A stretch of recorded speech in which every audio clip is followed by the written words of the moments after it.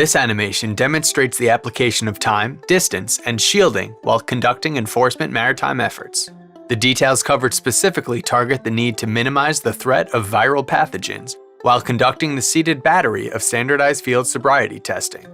This video is not intended to replace required qualifying instruction for the seated battery of standardized field sobriety testing. As the holiday boating season opens, our lakes and waterways become busy with families and friends looking to enjoy themselves through boating and other outdoor water activities. With the threat of a viral pandemic still present and restrictions on other mainstream areas of summer entertainment, this year's season may be busier than ever. In addition to the traditional threats to officer safety, the pandemic presents added dangers that enforcement officers must mitigate to remain safe and healthy. Put the boat in neutral.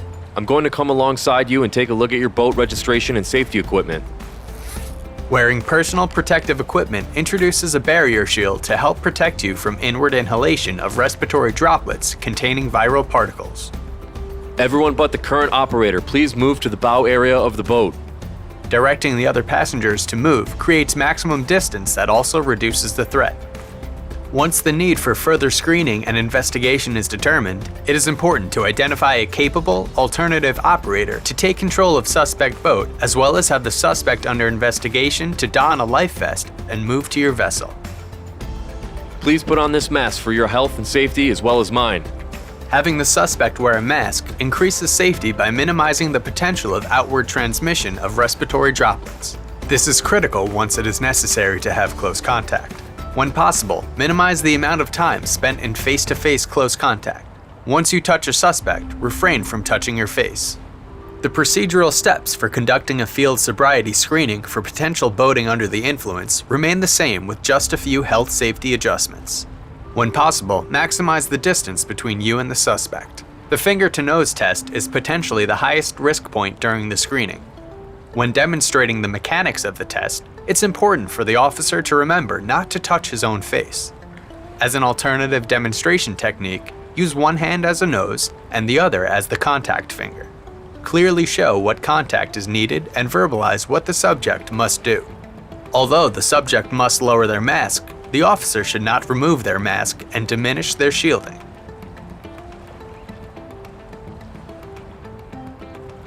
When the test is completed, have the subject re-mask to ensure the least amount of possible exposure. If possible, maintain maximum distance, but be careful not to compromise officer safety and control of the subject. Once the finger-to-nose test is completed, the last two portions of the exam, the palm pat test and hand coordination test, are administered normally. If the officer determines that the subject is exhibiting cues that he is boating while under the influence, they should be placed under arrest. Standard security and safety protocols should be used when determining handcuffing of arrestee. The arrestee should be positioned at a maximum distance from officers. Everyone, arrestee and officers, should continue to wear respiratory protection.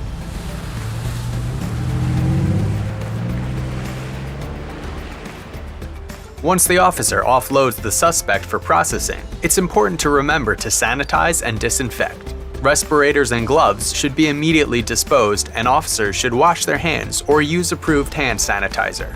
Any areas that were touched by the suspect and any officer duty equipment should be disinfected using procedures detailed by the CDC.